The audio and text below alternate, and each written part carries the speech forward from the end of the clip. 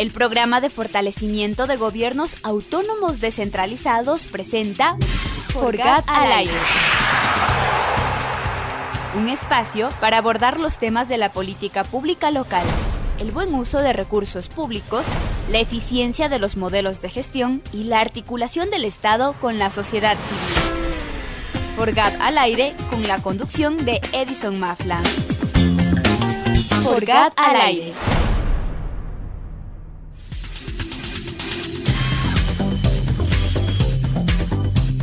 ¿Qué tal, amigos? Buenos días, buenas tardes, buenas noches a quienes nos escuchan en las diferentes ciudades a donde llega esta señal de Voz Andina Internacional.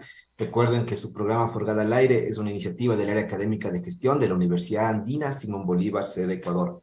El día de hoy tenemos un tema muy importante que tratar sobre lo que es la política agropecuaria, pero una política agropecuaria con un enfoque desde los gobiernos locales. Nuestro programa FORGAD al aire es una motivación para que pueda ser recuperado, registrado, escuchado por autoridades técnicos de los gobiernos autónomos centralizados y puedan discernir, reflexionar, analizar y también tomar las mejores decisiones en sus diferentes circunscripciones territoriales.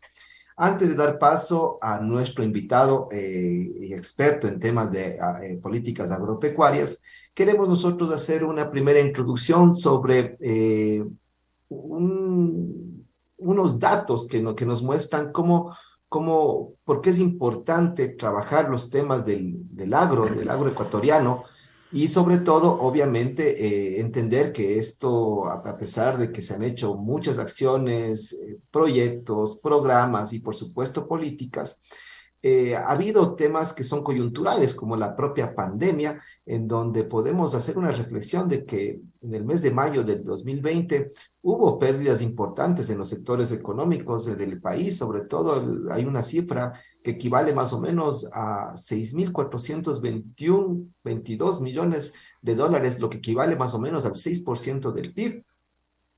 Obviamente estos datos reflejados en su momento por el gobierno nacional, por el Programa de Naciones Unidas para el Desarrollo, nos da una mirada rápida de lo que significó la pandemia en su más alto pico.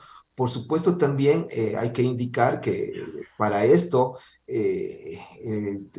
las entidades tanto nacionales como las agencias de cooperación destacan justamente que había que trabajar varios temas y se desarrollaron varias acciones encaminadas a fortalecer sobre todo el agro en lo subnacional para que la comunidad, para que la sociedad civil pueda continuar desde el claustro, en algunos casos, desde la encerrona que tuvimos por la pandemia, alrededor de temas de producción agropecuaria, comercialización, seguridad alimentaria, entre otros. Hoy, después de la pandemia, que se ha vuelto ya más, digamos que endémica, sigue viviendo con nosotros, sigue habiendo problemas alrededor de la salud, de la economía, de la educación. Hoy es importantísimo entender cómo podemos ir perfilando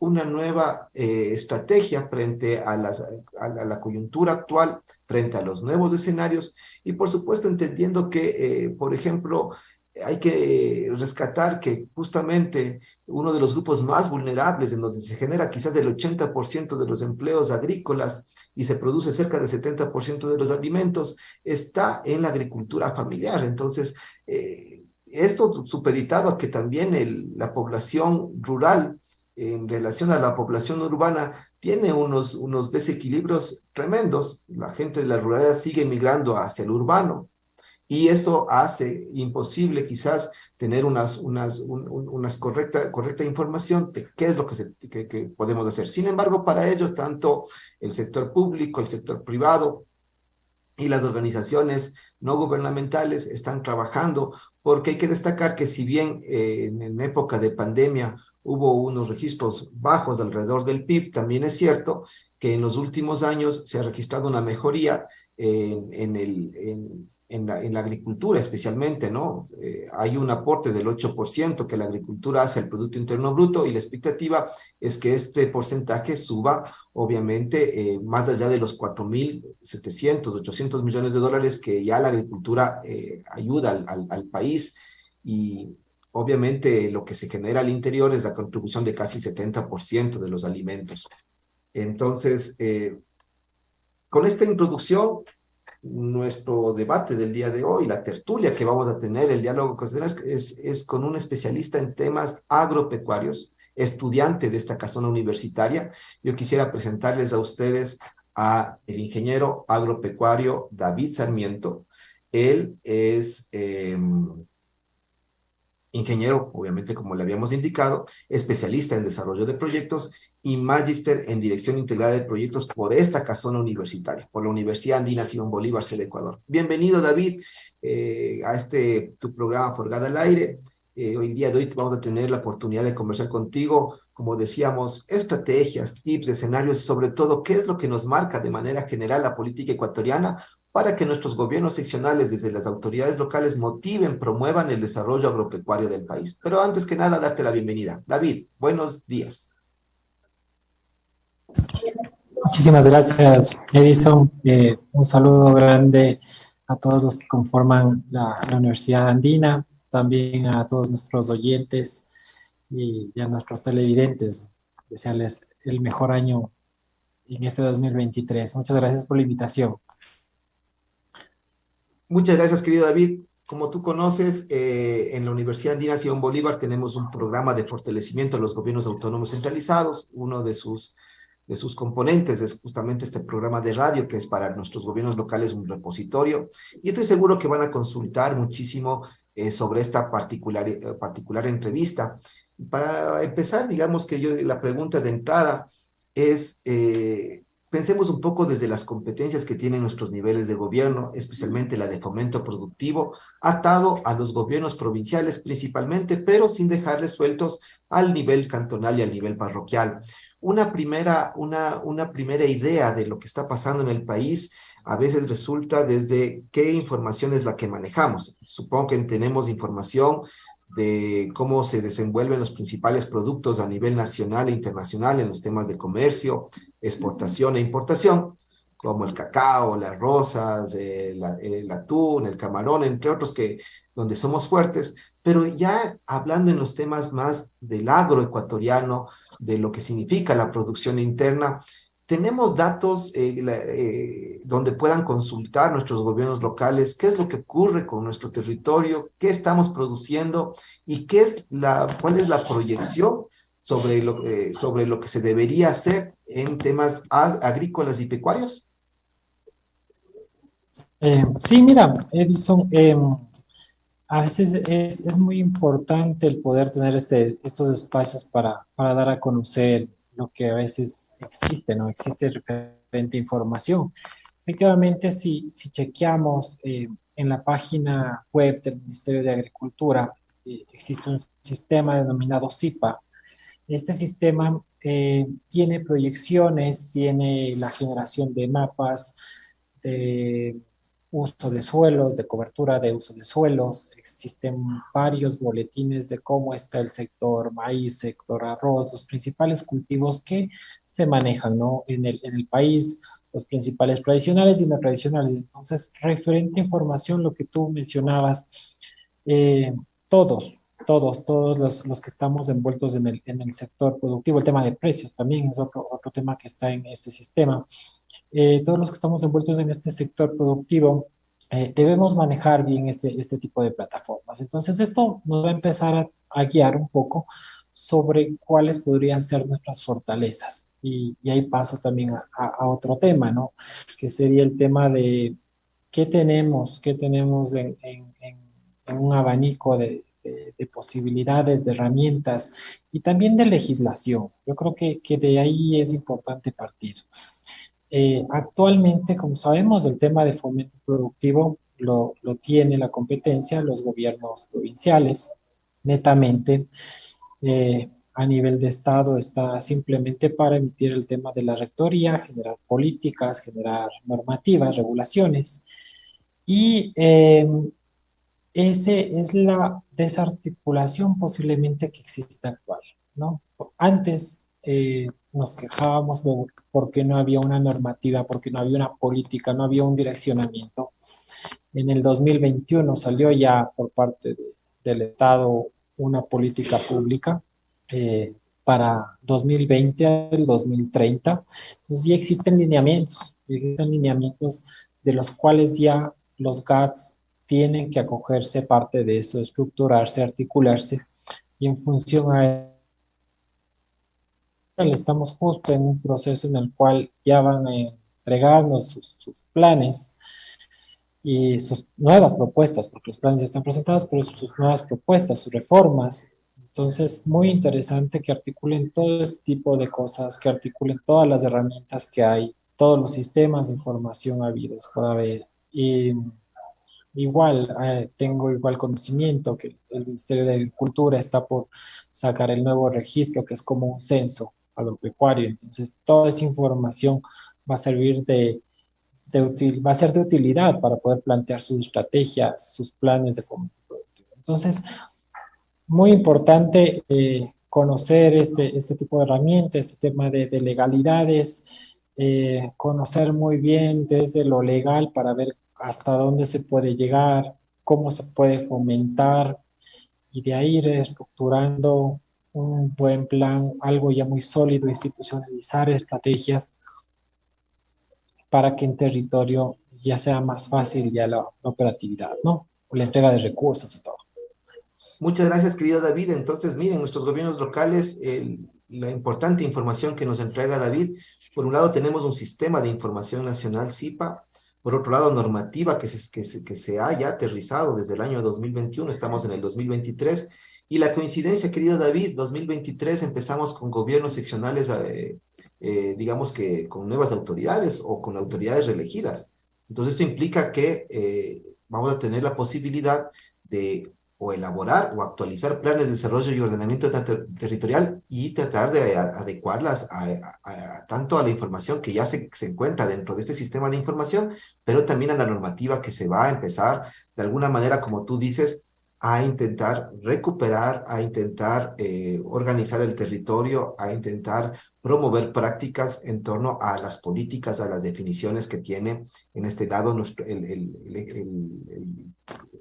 la cartera rectora, ¿no? Del tema agrícola y pecuario del país, el ministerio. Entonces, estamos vinculados más allá de 10 años en el sector público.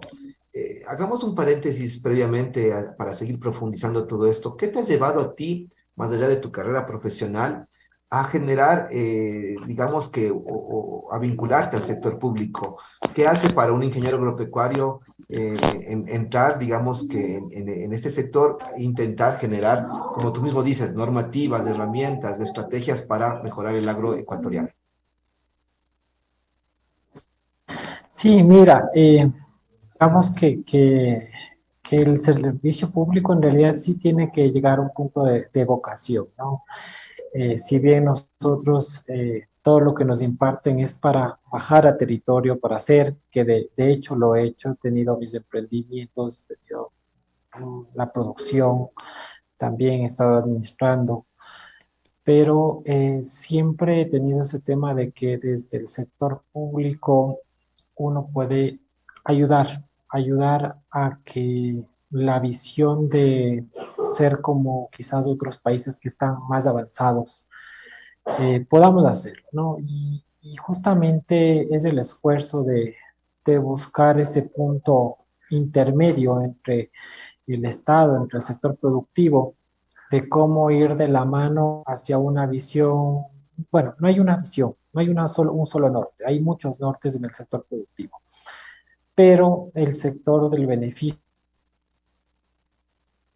productores. Entonces, eso es lo que te lleva. Yo creo que más allá de eso, también algo que me llegaba al corazón es el hecho de estar en contacto con productores, con gente que le ha ido súper bien y con gente que en realidad, que es la mayoría de los pequeños productores que están buscando que se haga un norte, que haya una manifestación por parte del gobierno, un lineamiento para ellos invertir para ellos avanzar. Entonces, este tipo de cosas son las que a uno le va fortaleciendo y te hace que todos los días te levantes en la mañana y digas, esto tengo que cambiar, o en esta es la vía. Entonces, eso me ha impulsado, ya cuando estoy acá, trabajando ya en el sector público, en consultorías y todo eso, se ve que se puede hacer muchas cosas. Entonces, eso te puedo comentar un poquito de mi experiencia. Perfecto. ¿Y por qué pregunto esto? Porque como tú tienes la experiencia estando en el sector público, has estado en el campo de la producción, has estudiado desde la academia, obviamente aquí podemos ya hacer el entrelace entre lo que debería ser la política pública en el nivel nacional y cómo aterrizamos la política pública en lo subnacional. Decíamos hace un momento que estamos próximos a unas elecciones seccionales y en esa línea lo importante de este proceso es reconocer que los gobiernos locales tienen la potestad y la posibilidad de generar política pública local. Pero para que eso suceda, yo diría, ¿qué elementos tienen que existir entre el gobierno local y obviamente los productores, los agricultores, los emprendedores que trabajan los temas agrícolas y el nivel subnacional? ¿Qué es lo que puede hacer en este momento aprovechando las técnicas, las herramientas existentes y la normativa vigente?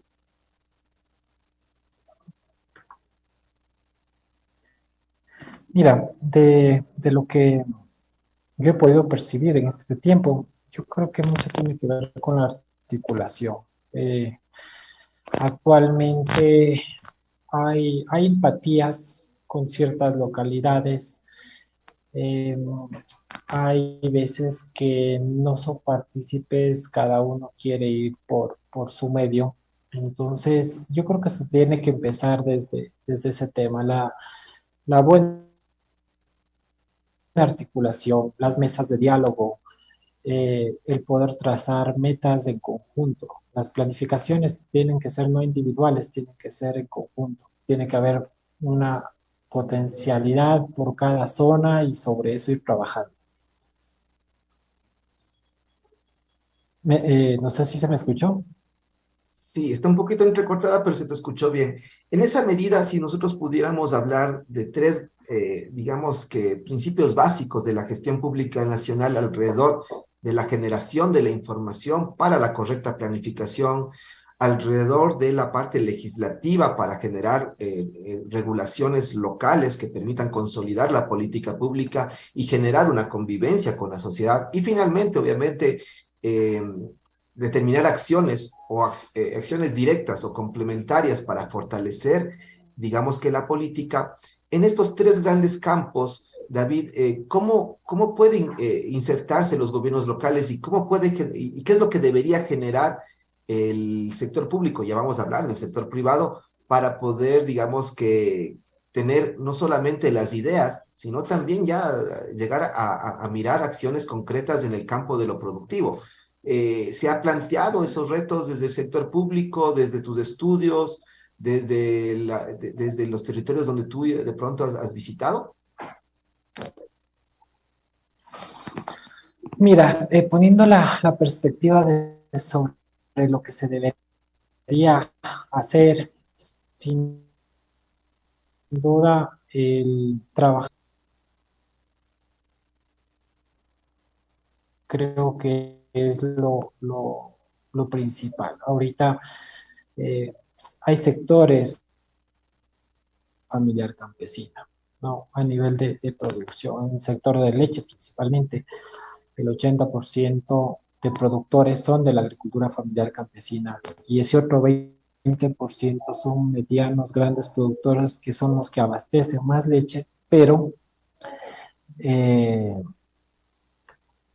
perdón, pero el tema de quienes están envueltos en este sector es la agricultura familiar campesina. Entonces, sin duda, hay que trabajar muchísimo en ese sector, hay que ponerle mucho ojo, hay que buscar la manera de identificarlo, de generar un valor agregado, generar una tipo, bueno, ya tenemos un sello, ¿no? Ya tenemos un sello de agricultura familiar campesina, pero ese reconocimiento debe ser más fuerte. Entonces, por ahí entraría como que uno de los lineamientos y el tema de legalidad importante para la agricultura familiar campesina, eh, por un lado. Por otro lado, eh, creería yo que tenemos una estructura legal muy antigua para el tema del sector agrícola. Lo que tenemos actualmente es la ley de tierras, saberes ancestrales, entonces una ley antigua que en su entonces tenía su objetivo, creía yo. Ahora ya hay que hacer un cambio a esto, a este tipo de lineamientos, ¿no? Estamos en un siglo XXI donde trabajamos ya con tecnología, trabajamos en función a demanda, trabajamos sobre viendo un mercado que te reconozca tu identificación u otro tipo de cosas. Entonces, una reforma legal no nos quedaría mal, que debería salir desde territorio. El territorio es básicamente, y ahí es donde están los GATS, que tiene que venir desde ahí en conjunto una reforma, creo que al tema de, de la ley de tierras. Y yo creo que la aplicación de la política que ya se encuentra, ¿no? Que eh, para mí es, yo participé en la elaboración de esa política, viendo desde ahí generar la normativa pertinente. Para ya, nuevamente como te indicaba, el agro ya tiene un giro totalmente diferente de hace 20 años. Entonces, tiene que hacerse también que todo ese paraguas legal se reforme en función a la nueva dinámica del agro. Y en esa medida, claro, vienen las nuevas tecnologías, está el tema de la propia agroindustria y todos los retos que esto conlleva. Y los gobiernos seccionales hemos hablado en varios programas sobre la importancia de la información. Creo que este es otro campo donde necesariamente se tiene que ir actualizando. El sector público, al compartir la información que se cuenta y contrastarla con lo que pasa en cada uno de los niveles de gobierno, podrían permitirnos realmente tener, lo que diríamos, un verdadero sistema de información local que se alimente permanentemente para la toma de decisiones en cada territorio. Hay municipios, para no dejar de lado a los municipios que creen que no es su competencia directa, pero hay municipios con gran vocación productiva, esto seguramente les va a interesar. Eso desde el sector de lo público. Y pensando en el sector del privado, de aquel que va y se instala en un territorio y genera obviamente también trabajo, empleo para el territorio ecuatoriano y obviamente con usufructa de un espacio, de un territorio. ¿Qué es lo que pueden hacer? ¿Cómo se pueden vincular activamente para también fortalecer la política pública? ¿O ellos no están, además de cumplir con su lógica tributaria, no están destinados a aportar al desarrollo de un territorio? El tema de cómo se pueden vincular, eh, sí, yo creo que el tema eh, el tema de poder asistir a las mesas de diálogo que tiene el sector público central, ¿no? Las carteras de Estado centrales son parte del tema de participación ciudadana. Existe en las carteras de Estado, entonces hay que ser partícipes de este tipo de cosas. De igual manera, la conformación de las mesas territoriales, tomemos en cuenta de que eso nunca fue eliminado, es algo que todavía existe, sin embargo se ha dejado de hacerlo de alguna manera. Entonces empezar a trabajar nuevamente con que el Estado central se acerque hacia territorio, de que cada uno de las carteras de Estado que tienen desconcentradas sus competencias, tienen sus direcciones distritales o circuitos o coordinaciones, como lo llamen, estén interactuando de manera permanente y estén monitoreando y de la misma manera comunicando a las cabezas de Estado todas las acciones que se hagan en territorio. Este tipo de cosas son las que uno le va a permitir que el sector vaya de manera armónica avanzando, ¿no? Y si hay algún desvío se pueda corregir, se pueda conversar, se pueda alinear. Entonces yo creería de que existe ese tipo de vinculaciones, ese tipo de herramientas, hay que activarla, ¿no? Y para eso yo creo que justo ahí los gobiernos, como ya tiene su representante, debería estar constantemente vinculado con la cartera de Estado, con ministros, con presidencia y empezar a articular esto. No sé si me escuchaste. Perfecto. Entonces el sector privado aquí tiene una gran responsabilidad. Por supuesto, será los entes rectores quienes puedan permitir estas facilidades y las alianzas públicas privadas suficientes para desarrollar en el marco de la cooperación, de la articulación, de una estrategia que invite. Pero aquí los gobiernos locales también deberían tener un rol importante en este proceso. ¿Se ha planteado esto desde alguno de los campos? ¿Hay experiencias que podamos de pronto referirnos para mirar que hay una armonía, como tú dices, entre los sectores? Sí, efectivamente, hay ejemplos, yo creo que varios ejemplos en los cuales sí se ha articulado, eh, se ha beneficiado bastante. Yo creo que el privado, voy a ponerte un ejemplo, ¿no? Que yo creo que es común para todos, el tema del salinerito. Es un caso, yo creo que de conocimiento de todos, en el cual además de la parte privada, también se sumó el tema de gobierno, se sumó el tema de Estado, y todos jalaron hacia un mismo lugar. O sea, jalaron hacia un mismo, algo institucionalizado, algo sostenible, un punto económico para la provincia. Yo creo que todos salieron beneficiados solamente por articularse, la privada, el gobierno local, el gobierno central. Entonces, gracias a una buena articulación y a un buen direccionamiento se pudo sacar desde la parte de fomento productivo, yo creo que adelante esos proyectos, ¿no? Lo que indicaba es justamente este tema de este caso exitoso del Salinerito.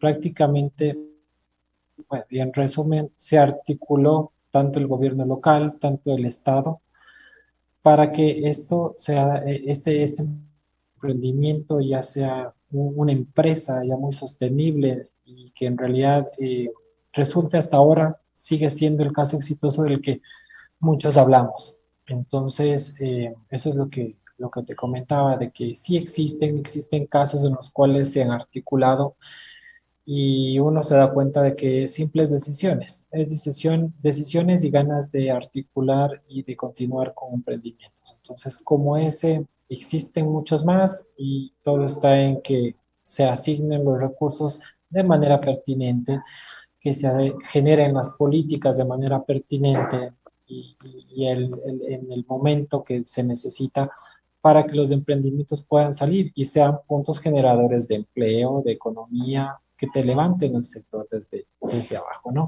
Entonces, eso es algo que te puedo, ahí un poco se me viene a la cabeza.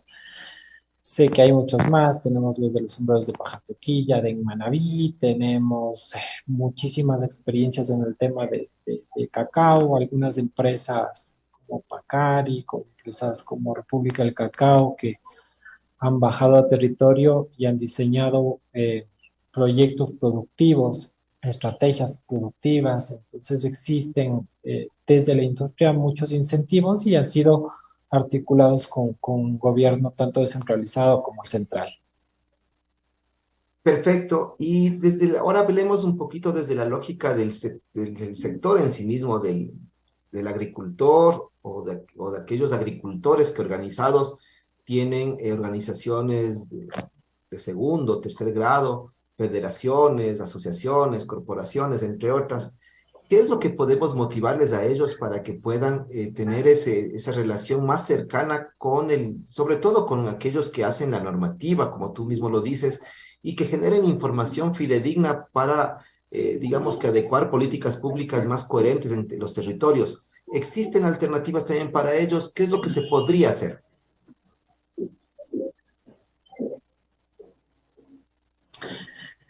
Sí, mira, algo que yo te puedo decir y para las personas que nos están escuchando es básicamente hay que seguir trabajando, hay que seguir participando. en los eventos que se generen para el tema de formación de normativas.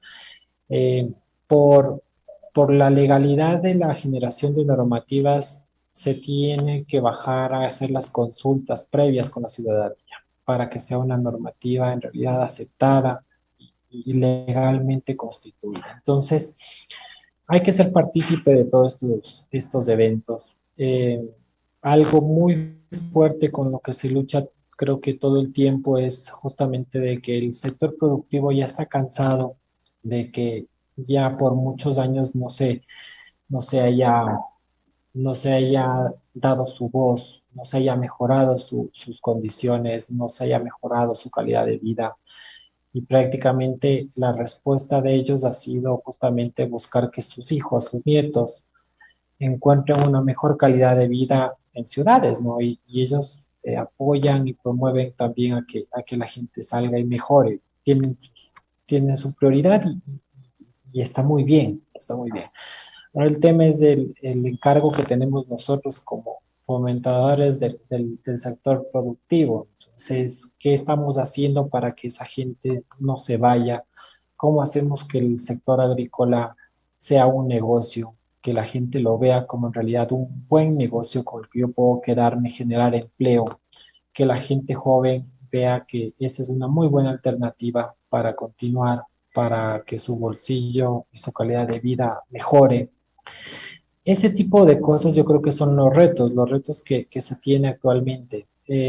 Mira, del 100% de productores, el 60% está entre 50 y 60 años. Entonces estamos hablando de que la generación que actualmente tenemos ahí, adicionalmente de que ya es personas que ya es complicado implementar cosas ya innovadoras, muchos lo aceptan, pero no muchos pueden tener acceso a eso.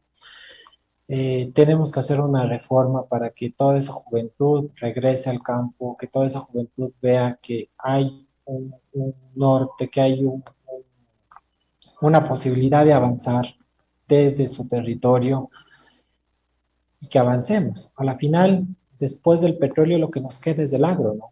Entonces tenemos que rescatar eso. Nadie bueno, no digo que nadie, pero parece que a veces no se le toma la importancia, pero en realidad el agro es la base de todo, ¿no?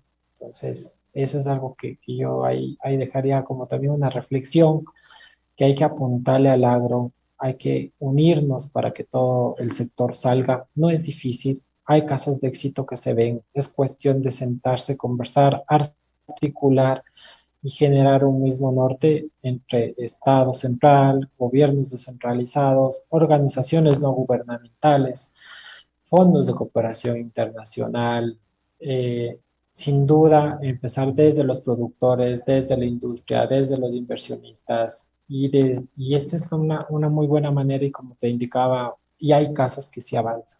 Entonces, hay que hacer no uno, sino 10, 20, una meta de 1000 casos por año, algo de eso. Entonces, de esta manera tú vas a ver muchos productos, vas a ver muchos ingresos de economía, vas a ver cómo tu PIB también empieza a generar, vas a ver cambios. Entonces, eso es algo que yo te puedo decir desde mi experiencia, desde lo vivido desde el sector productivo, porque como te comenté, he estado desde el sector productivo, he estado en la parte de Estado, he estado en la parte de consultoría. Entonces, tengo esa percepción del sistema. Recordamos a nuestros amigos y amigas que estamos en una tertulia muy interesante con David Sarmiento, ingeniero agropecuario, especialista en temas agropecuarios. Es estudiante de esta Universidad Andina Simón Bolívar, tanto en la especialización como en la maestría, y ha sido realmente muy enriquecedor la información alrededor de cómo se tiene que manejar la información, que existen sistemas de información pública que se pueden aprovechar para nuestros gobiernos locales. La normativa 2021 tiene que ser una tarea, sobre todo para aquellas autoridades que además, dentro de inicio en su plan de campaña, están justamente buscando alternativas y estrategias para la generación del desarrollo local, del empleo, ¿no es cierto? Aquí hay posibilidades, herramientas muy particulares y sobre todo lo último que nos dice David, la voluntad política, la capacidad de diálogo, de articulación, de negociación es fundamental. Eso no solamente se lo encuentra en las herramientas, eso parte desde la actitud del gobernante y eso creo que puede ser algo muy importante que el día de hoy hemos escuchado. El tiempo en radio es bastante corto, sin embargo, que no queremos desaprovechar tu participación, estimado David, y ya que tú has estado desde la academia también, ¿cuál debería ser el rol para seguir fomentando este tipo de discusiones? ¿Cómo fortalecer las estrategias que tú nos has planteado el día de hoy? ¿O cómo hacer un ejercicio? Tú lo habías planteado como un reto muy importante, que en el territorio se tienen que actualizar la normativa local en estos temas agropecuarios. ¿Hay un rol de la universidad para poderse vincular en esta necesidad fundamental de desarrollo del país? Sí, mira, la academia es muy fundamental en este tema y se me viene al caso justo, tuve una reunión una vez con un tema, unas personas de Holanda que vinieron y ellos hablaban justamente de que ellos levantaron a su economía con inversiones, con la academia y con el Estado. Entonces, lo importante que fue, ¿no? Para ellos el tema de la academia. ¿Qué tanto puede incidir la academia en este tipo de cosas? Muchísimo. Empezando desde que sus alumnos ya están involucrados en diferentes sectores. Pues podemos tener voz, podemos tener articulación.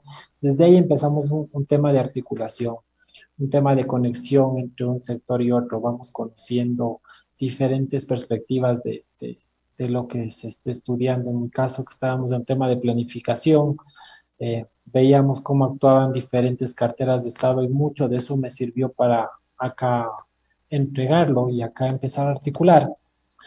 Por otro lado, la academia es importantísimo porque ya tienen renombres, ya están ubicados en ciertos lugares. Entonces, son puntos de conexión entre un actor y otro. Nos permite también, yo creo que ser ahí como que parte de jueces dentro de mesas, ser moderadores dentro de espacios de diálogo. Todo eso va a enriquecer, obviamente, esta articulación a este discurso que se vaya a dar en territorio. Entonces, el poder fomentar este tipo de mesas territoriales, el poder moderar este tipo de mesas, el poder levantar los FODAs en territorio, yo creo que ahí tiene un rol muy importante la academia. A mí me gustaría muchísimo que haya mucha más vinculación de la academia referente al tema de las políticas que sean consultadas con ellos, que puedan ser alimentadas desde la academia con fundamentos posiblemente más sólidos. Entonces, yo creería que es muy importante eso, generar estos espacios, que la academia pueda generar estas mesas de diálogo, sector público, sector privado, y de esta manera trabajar en este caso y en mi caso, en pro del sector productivo.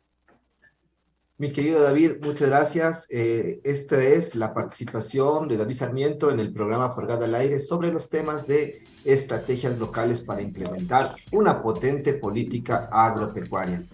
No será solo la primera, esperemos que sean varias reuniones más, las entrevistas que tengamos contigo, porque seguramente los temas del agro van a ser siempre tocados, motivados e impulsados desde los gobiernos autónomos descentralizados.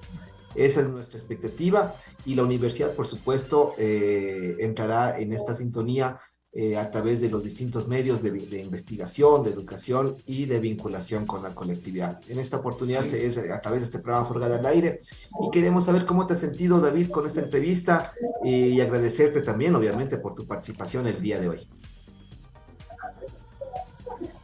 Muchísimas gracias, igual, Edison. Yo creo que siempre como en casa, yo tengo muchísimo aprecio a la universidad, entonces encantado y bueno, muchísimas gracias por la oportunidad de poner un granito de arena y mi opinión ahí en tu programa. Gracias, David, y gracias a todos quienes nos escuchan. Forgada al Aire. Agradecemos también, obviamente, a Controles de Voz Andina Internacional, que ha hecho posible que tengamos esta programación, y con todos nuestros amigos en todo el planeta. Buenos días, buenas tardes, buenas noches. Por GAD al Aire fue una producción del Programa de Fortalecimiento de los Gobiernos Autónomos Descentralizados. Les agradecemos por su generosa compañía.